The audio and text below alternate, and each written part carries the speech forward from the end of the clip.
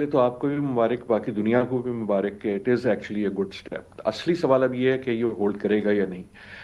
اس وقت بھی ہمیں جو خبریں آ رہی ہیں ایز وی ٹاک، اس میں ہمیں کہیں کشیدگی نظر آتی ہے، کہیں ڈاؤٹ نظر آتا ہے، کہیں سوال آتا ہے کہ کون آئے گا کون نہیں آئے گا، کہاں گولی چلے گی نہیں چلے گی. میرا خیال ہے اگر یہ اگلے 40 50 60 گھنٹے ہولڈ کر جاتا ہے، 3 4 دن ہولڈ کر جاتا ہے، then it is very likely to hold. اور then it is also very likely to reach to a larger agreement. لیکن اگر یہ انریول ہوگا تو یہ بڑے کوئکلی ہوگا. اور انریول کرنے کے لیے اس وقت جو فورسز ہیں وہ بیسکلی نیتنیاہو ہیں.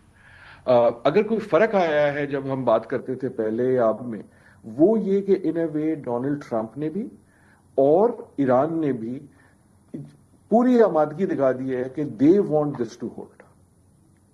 نہیں وہ ٹھیک ہے، مجھے آپ بتائیں اب اس وقت بڑا امپورٹنٹ ہوگا کہ نیگوشیٹ کون کرتا ہے. ایران نے تو پہلے واضح کیا کہ ہم سٹیو وٹکوف اور جیریڈ کشنر کے ساتھ بالکل کمفرٹیبل نہیں ہیں، یہ تو اسرائیلی ایجنٹس ہیں.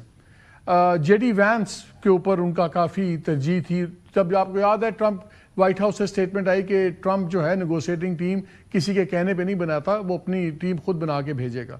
لیکن جے ڈی وینس ایڈمنسٹریشن کا واحد آدمی ہے جو ہمیشہ سے اگینسٹ وار تھا اور رہا ہے، اور اس کا سٹانس کم از کم اس معاملے میں ڈفرینٹ تھا باقیوں سے. اب اگر پہلے مرحلے میں جے ڈی وینس نہیں آتا اور آ جاتے ہیں سٹیو وٹکوف اور کشنر، یہ ایک sort of bump on the road نہیں ہوگا؟ ہو سکتا ہے لیکن مالک صاحب میرے خیال میں جے ڈی وینس بھی کوئی اتنا بڑا ہیرو نہیں ہے. آپ کو یاد ہوگا یہ وہی شخص ہے، آپ کو یاد ہے جب بالکل پہلی بار وائٹ ہاؤس میں میٹنگ ہوئی زیلنسکی کی، تو وہ کون شخص تھا جس نے ایک دم اٹھ کے کہا کہ یار تم کپڑے کیسے پہن کے آ گئے، تم شکر نہیں کرتے، ہمارا شکریہ نہیں کرتے. رائٹ. سو جے ڈی وینس جو ہیں کوئی ایسا فگر نہیں ہے کہ وہ بڑے پرو پیس فگر ہیں. ان کی ایران پہ بھی اینٹی ایران بڑا کلیئر ہے. یہ یقیناً ضروری ہے، آپ نے بالکل صحیح بات کی، درست ہے کہ وہ اس جنگ اور فورن انٹرفیئرنس کے زیادہ خلاف تھے. اگر وہ نہیں آتے تو ایک چیز میں یہ بھی کہتا چلوں، اس کا پرابلی پس منظر صرف یہ نہیں ہے کہ وہ اسرائیل کے حق میں ہے یا اسرائیل کے اگینسٹ ہے، کیونکہ اسرائیل کے اگینسٹ وہ بالکل نہیں ہے. اس کا پس منظر یہ ہوگا کہ he is a candidate for the next presidency. اس وقت جو امریکہ کے اندر سیاست ہے اس میں تو اس کا تو فائدہ ہے نا، ہی ول، اگر وہ معاہدہ صحیح کرتے ہیں تو پیس میکر ہوگا، اس سے بہتر اس کو پالیٹکس کیا ملے گی؟ ان کے لیے تو ہے، لیکن اگر آپ مارکو روبیو تو مارکو روبیو پہ تو آ سکتے ہیں نا. اچھا، لیکن جو آپ کا سوال ہے وہ جیریڈ کشنر کے حوالے سے تو بالکل درست ہے کہ انہوں نے اپنے اور سٹیو وٹکوف کے بھی، کیونکہ انہوں نے اپنی بائس اتنی زیادہ ظاہر کر دی تھی، جو وعدہ خلافی کی تھی وہ ایک طرح سے انسلٹ تھی ایران کی.